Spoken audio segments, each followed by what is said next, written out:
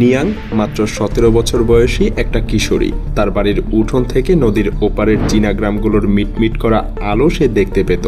তার চোখের সামনে ছিল স্বাধীনতার স্বপ্ন, কিন্তু সেই স্বপ্ন এত কাছে থাকলেও তা ছুঁতে গেলে সে জানে কোন অসম্ভবকে সম্ভব করতে হবে। নদীর ওই পারেই আছে স্বাধীনতা, কিন্তু তার পাশেই আছে উত্তর কোরিয়ার সেনারা, যারা প্রতিনিয়ত তার আশেপাশে টহল দিচ্ছে।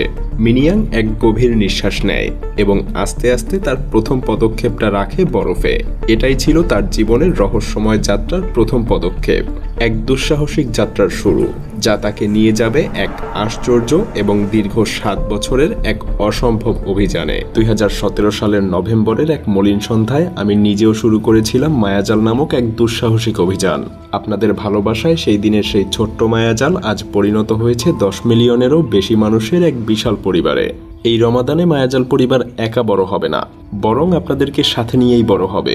গত 8 বছরের অধ্যবসায়, পরিশ্রম, রিসার্চ এবং এক্সপেরিমেন্ট থেকে আমি নিজে যা কিছু শিখেছি তার সবকিছুই এই রমাদানে আপনাদের মধ্যে থেকে কয়েকজনকে শেখাবো ইনশাআল্লাহ।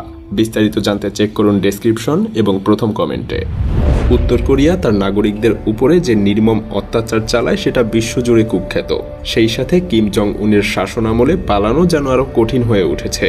আরও বেশি বেড়ে যায় নিরাপত্তা, বেড়ে যায় বেড়া এবং শোনা যায় নতুন আদেশ, যে কেউ সীমান্ত পেরোতে চেষ্টা করবে তাকে গুলি করে হত্যা করা হবে।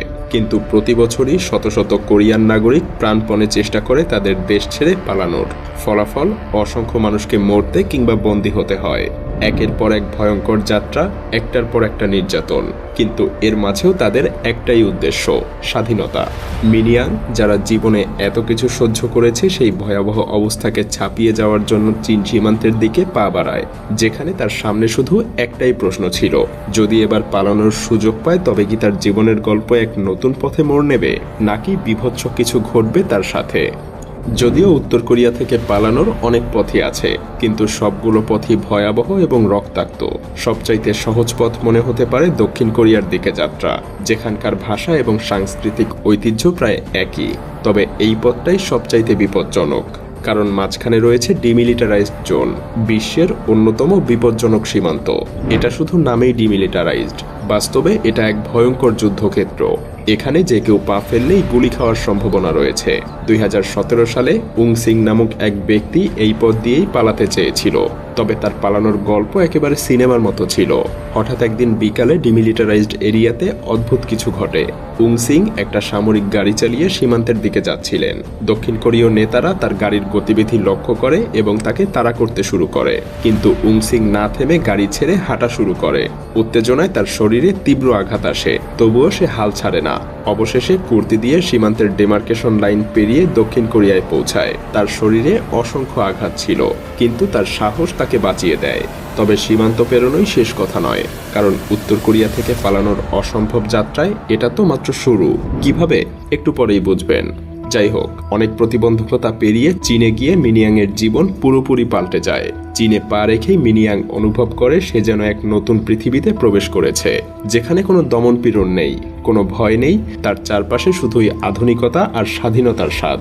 তার মনে কেবল একটাই ভাবনা, এখানে এই স্বাধীন দেশে সে মাত্র কিছুদিনের জন্য নিশ্চিন্ত থাকতে পারবে। কিন্তু সে জানতো এরপরে আসল যুদ্ধ বাকি, কারণ এখন তার সামনে এক নতুন সমস্যার পাহাড় ছিল। আর সেটা হলো, সে কি আসলে চীনেও নিরাপদ? সত্যিই কি তাকে আর কোনো ভয় পেতে হবে না? সে জানতো একদিন তার এই পালানোর খবর পৌঁছে যাবে উত্তর কোরিয়ায়, আর তখন হয়তো আরো বিপদ নেমে আসবে। চীনে পালানোর পর মিনিয়াং মনে করেছিল কিছুটা হলেও সে নিশ্চিন্তে থাকতে পারবে, কিন্তু একদিন রেস্টুরেন্টে কাজ করার সময় হঠাৎ 2 জন পুলিশ এসে তার সামনে দাঁড়িয়ে পড়ে। তারা তার পরিচয় জানতে চায় এবং চীনা ভাষায় দক্ষতার পরীক্ষা নেয়। সে জানতো এই মুহূর্তে তার জীবন প্রচণ্ড ঝুঁকির মধ্যে। যদি পুলিশ তার ভাষায় একটুও ভুল ধরতে পারত তবে তাকে গ্রেফতার করে আবারও উত্তর কোরিয়ায় পাঠিয়ে দেয়া হতো। কিন্তু শেষ পর্যন্ত সে ভাষার দক্ষতার পরীক্ষাটায় পাশ করে। পুলিশ তাকে ছেড়ে দেয়।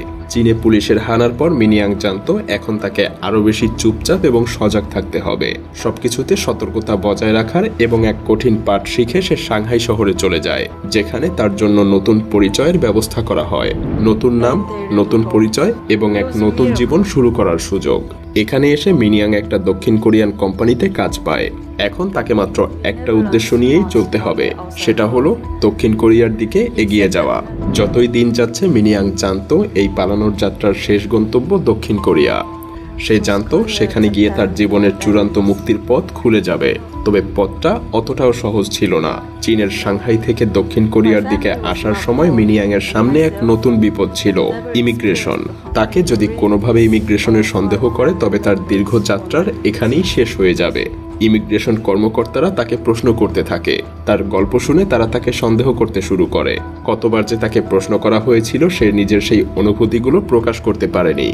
তার মনে হচ্ছিল সে আর কোনোদিন মুক্তি পাবে না। কিন্তু মিনিয়াং ছিল দৃঢ়। সে জানতো তার এই যাত্রা শেষ হলে তার জীবনের এক নতুন অধ্যায় শুরু হবে।